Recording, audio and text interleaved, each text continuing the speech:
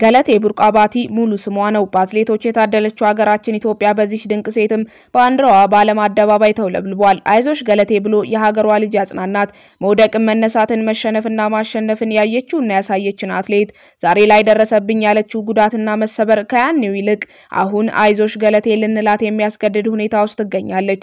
ውድ ተመልካቾቻችን በዛሬው ዝግጅታችን አትሌቷ የገጠማትን ነገር ሙሉ መረጃ የቀነኒሳ በቀለ ስም ለምን አብሮ ተነሳ የሚለውንና አትሌት ደራርቱ ቱሉ ላይ ተመሳሳይ ችግር ደርሶ የቀድሞ ጠቅላይ ሚኒስትር መለስ ዜናዊ አደረጉላት ስለተባለው ጉዳይ መረጃ እንሰጣችኋለን። አብራችሁን ቆዩ። ገለቴ ቡርቃ ባቲ ተወልዳ ያደገችው ከሻሸመኔ በቅርብ ርቀት በምትገኘው ኮፈሌ ከተማ ነው። ትምህርቷን እስከ 8ኛ ክፍል ድረስ ተከታትላለች። ከሯጭነቷ በፊት እግር ኳስ ትጫወት የነበረችው ገለቴ ከ1994 ጀምሮ ግን ወደ ሩጫው ዓለም ተቀላቅላለች። በኢትዮጵያውያን ዘንድ ብዙም ያልተለመደውን አጭር ርቀት ማለትም 3000 እና 1500 ሜትር ርቀት ውድድሮች ላይ በመሳተፍ የሀገሯን ስም አስጠርታለች። ለመጀመሪያ ጊዜ የተሳተፈችበት ሀገር ስዊዘርላንድ ሲሆን ሶስተኛ በመውጣት ለሀገሯ ኢትዮጵያ የነሐስ ሜዳሊያ ማስገኘት ችላለች። ከዛ በኋላ ለራሷ እንኳን በትክክል ቁጥሩን አላውቀውም ያለችውን የወርቅ የብርና የነሐስ ሜዳሊያዎች ለሀገሯ አበርክታለች። እንደ አውሮፓውያኑ አቆጣጠር በ2008 በ1500 ሜትር ወርቅ እንዲሁም እንደ አውሮፓውያኑ አቆጣጠር 2015 ቤጂንግ ላይ በተካሄደው ውድድር ብር አስገኝታለች። ከአጭር ርቀት እስከ ማራቶን በመሮጥም ለሀገሯም ለራሷም ትልቅ ስኬት ማስመዝገብ የቻለች ድንቅ ሴት ናት። ይህች ድንቅ አትሌት በላቤ ሮጬ ለፍቻ ያመጣሁትን ንብረት በሙሉ አምኜ ባገባሁት ባለቤቴ ምክንያት አጥቻለሁ እያለች ነው። 10 ቤቶችንና 5 ያህል መኪኖችን በግሉ አዙሮ የቀረኝን አንድ ቤት ካልተካፈልኩ እያለ ነው። መቼስ አትሌት ነኝና ልጅ የመውለድ እቅዴ በእኛ አቆጣጠር 2009 ዓመተ ምህረት ላይ በአሜሪካ የሚካሄደውን ውድድር ላይ ከተሳተፍኩ በኋላ ለጥቂት ጊዜ ከስራዬ ራሴን አግልዬ 2010 ላይ ለመውለድ እንዲሁም ወደ ኢንቨስትመንቱም የመግባት ሐሳብ ነበረኝ። ነገር ግን ያ አልሆነልኝም ስትል አክላለች። ከባለቤቷ ጋር የተዋወቀችው እሷ ሯጭ እሱ የላዳ ሹፌር ሆነው ነው። ካለችበት ሰፈር ወደ ስቴዲየም እና ሌሎች አካባቢዎች በሰላም አድርሶ ይመልሳታል። በዚሁ ጥሩ ግንኙነታቸው ቀጥሎ በ1999 ዓመተ ምህረት ለፍቅር ይጠይቃታል።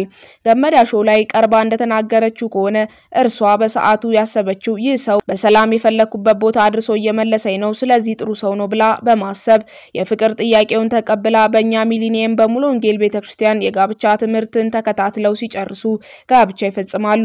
እዚህ ጋር ከጋብቻ በፊት ያፈራቻቸው ንብረቶች በሙሉ አስመዝግባለች። ከብዙ ሀገራት ገና ያልገባ ገንዘብና በጊዜው ባንኳ ውስጥ የነበረ 1 ሚሊዮን ብር እንዲሁም በ1997 በቀድሞ ጠቅላይ ሚኒስትር መለስ ዜናዊ አማካኝነት በስጦታ መልክ የተበረከተላት ባለ 3 መኝታ አፓርትመንት ቤት ይገኙበታል። ከትዳር በኋላም ቢሆን በርካታ ውድድሮች ላይ በመሳተፍ አሸንፋለች።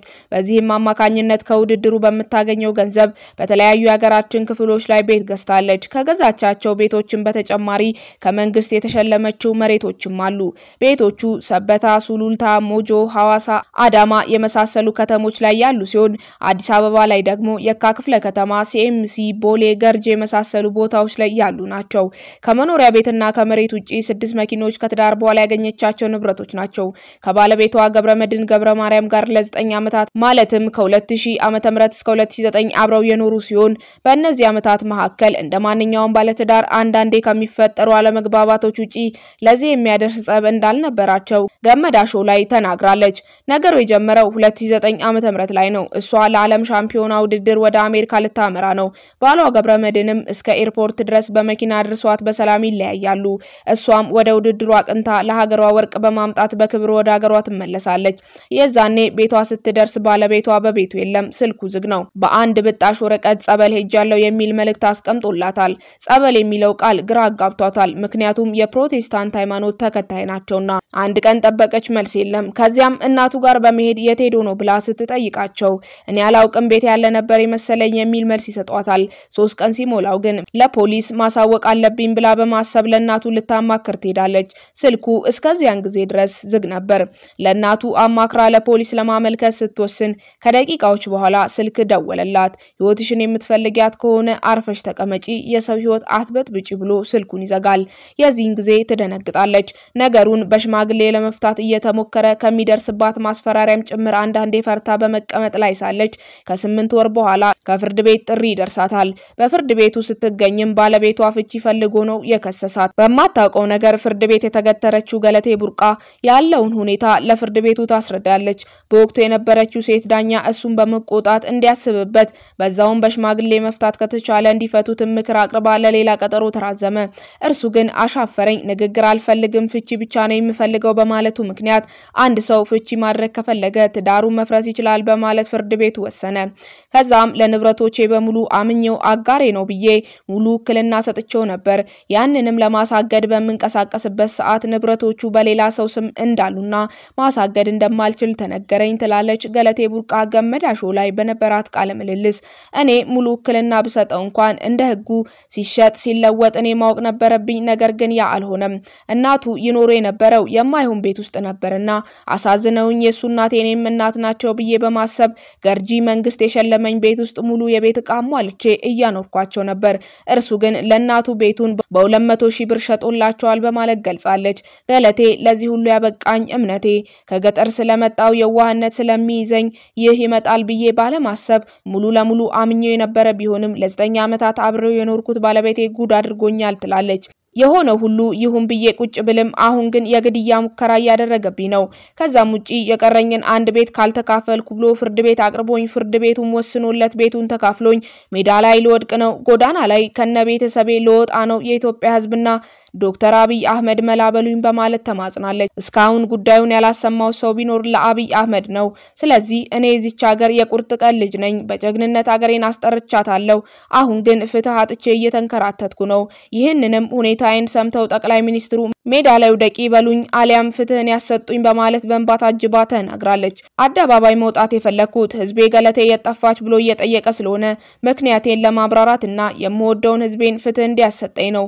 ሌላው አሁን ላይ ለህይወቴ እየሰጋው ስለሆነ ከመወደው ስፖርት ርቄ ስላለው ወደ ስራዬ እንድመለስ ከለላ እንዲያደርግልኝ ጭምር ነው በማለት አደባባይ ወጣለች።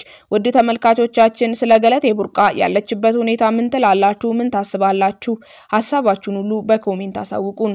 ዜና 24 የተባለ የዜና ገጽ አትሌት ደራርቱ ቱሉ ላይ ተመሳሳይ ጉዳይ ደርሶ የቀድሞ ጠቅላይ ሚኒስትር መለስ ዜናዊ አደረጉላት ብሎ ያወጣው መረጃ እናስቃኛችሁ። ጀግናዋ አትሌት ደራርቱ ቱሉ ከቀድሞ ባሏ የፍቺው ዝግብ ጋር ተያይዞ የቀድሞ ባሏ ንብረቷን በሙሉ ወስዶ ባዶ አስቀራት። ደራርቱም ችግር ላይ ወደቀች። ደራርቱ መለስ ዜናዊ ድረስልኝ አላለችም። መለስ ግን ቀድሞ ስለ ጉዳዩ ሰምቶ ደወለላት። መለስ ነኝ ቢሮ ፈልግሻለሁ ነይ ትባላለች። የገጠማትን ችግር እንድትነግረው ጠየቃት። ደራርቱም አፍራ ባሌ በደለኝ ከማለት ተቆጠበች። ሆኖም መለስ ነገሩን ባለፈው ሳምንት እንደሰማና ዝርዝሩን እንድታስረዳ ጠየቃት። ከዛም ለደራርቱ ባል ተደወለ። መለስ ነኝ ጠቅላይ ሚኒስተር መለስ ዜናዊ ነኝ። ባሏ ስልኩን ደንግጦ ጣለ። ስልኩ በድጋሚ ተደወለ። መለስ ነኝ ተረጋጋ፣ ከደራርቱ ጋር የገጠማችሁን ችግር ለመወያየት ፈልጌ ነው። በሰላም ተወያይታችሁ ብትፈቱት ይሻላል። ዞሮ ዞሮ በፍርድ ቤትም 50-50 ስለሚደርሳችሁ ግማሹን ብትመልስላት ጥሩ ነው። ቢሮና እፈልግሃለሁ፣ ሰውም እልክልሃለሁ። የደራርቱ ባል አረ ሁሉንም ተውሰድ፣ አሁኑኑ እመልስላታለሁ። እኔኮ ተናርጄ ስለተጣላን ብዬ እንጂ መለስ ዜናዊ አይ ሙሉ አይሆንም፣ ግማሹ ላንተ ይገባሃል፣ ግማሹን ግን መልስላት። ያላንተ ድጋፍ ይህ አይመጣም ነበር። ለማንኛውም ቢሮና እንወያይበታለን ተባለ። ያለ አንዲት መኪና ሁሉንም ንብረት መለሰልኝ። መለስ ዜናዊ ሁሌም ለወገኑና ለህዝቡ የኖረ ነው። ደራርቱ የመለስ ዜናዊ የቀብር ስነ ስርዓት ላይ ለኢቲቪ የተናገረችው ነው በማለት ዜና 24 በፌስቡክ ገጹ ላይ ለጥፏል። ወደ ገለቴ ቡርቃ ጉዳይ ስንመለስ የአትሌት ቀነኒሳ ስም አብሮ ለምን ይነሳል የሚለውን አጋጣሚ እናጫውታችሁ። ስለ ገለቴ ቡርቃ ሲነሳ የቀነኒሳ ስም አብሮ ይነሳል። ምክንያቱም ደግሞ ይህ የሀገር ልጅ ለሀገሩ ልጅ ያለውን ፍቅር ከክብሩና ከሽልማቱ ከፈረንጅ ጋዜጠኞች አስበልጦ አይዞሽ ገለቴ ማለቱ ነው። ይህችን የማጽናኛ ቃል ለቀልድም ለቁም ነገርም እስካሁን ድረስ እንጠቀማታለን። ስለ ቀነኒሳ ዶክተር ዮናስ ላቀው የጻፈውን አስነብበናችሁ ዝግጅታችንን እንዘጋለን። እናንተ ለገለቴ ቡርቃ ያላችሁን ፍቅርና ድጋፍ በኮሜንት አሳውቁን። አይዞሽ ገለቴ አይዞሽ በቃ ምን እናድርግ፣ በቃ ምንም ማድረግ አይቻልም ስንቶቻችን እንሆን አሸንፈን ወይም ተሳክቶልን የክብር ቦታ ላይ ስንሆን ያዘኑ ያልተሳካላቸው እህት ወንድሞቻችንን አይዞሽ የምንል ከራሳችን ደስታና ሴሌብሬሽን ይልቅ ያዘኑ ወንድሞቻችንን ለማጽናናት የምናስብ? ቀነኒሳ በሩጫ ያስመዘገባቸው ድሎች ያኮሩኛል። ሁለት ቅጽበቶች ደግሞ የዋህነቱን ፍቅሩንና ለሌላ ሰው ያለውን ርህራሄ ያሳዩኛል። አንደኛው የሮጠ ኃይሌን ባይኑ የፈለገበት ቅጽበት ሲሆን ሁለተኛው ደግሞ አይዞሽ ገለቴ ያለበት ነው። በበርሊን የአትሌቲክስ ውድድር ቀነኒ በ5000 በ10000 ሁለት ወርቅ አግኝቶ በእንግሊዘኛ ቃለ መጠይቅ እየሰጠ ነው። ገለቴ ቡርቃ ደግሞ በ1500 የፍጻሜ ውድድር ስትመራ ቆይታ ውድድሩ ሊያልቅ ሲል ተጠልፋ ወደቀች። አንደኛ መውጣት የምትችልበትን ውድድር በተሰራባት ፋውል ምክንያት መጨረሻኛ ወጣች። እጅግ አዝና ያለቀሰች ነበር። በውድድሮች ላይ ማርሽ የሚቀይረው ቀነኒ ገለቴን ሲያያት ቋንቋውን ቀየረና ጋዜጠኛውን ችላ ብሎ እህቱን በአማርኛ አጽናናት። አይዞሽ ገለቴ አይዞሽ በቃ ምን እናድርግ በቃ ምንም ማድረግ አይቻልም አላት። የራሱ ክብር እንዲሁም የፈረንጅ ጋዜጠኛ ከእህቱ ሐዘን አይበልጥም። ከብዙ ዓመታት በኋላም አይዞሽ ገለቴ የሚለው አባባል ንግግራችን ውስጥ አለ። ውብ ቅጽበት ውብ ነፍስ። የዛሬን በዚሁ አበቃን። ቸር ያቆየን።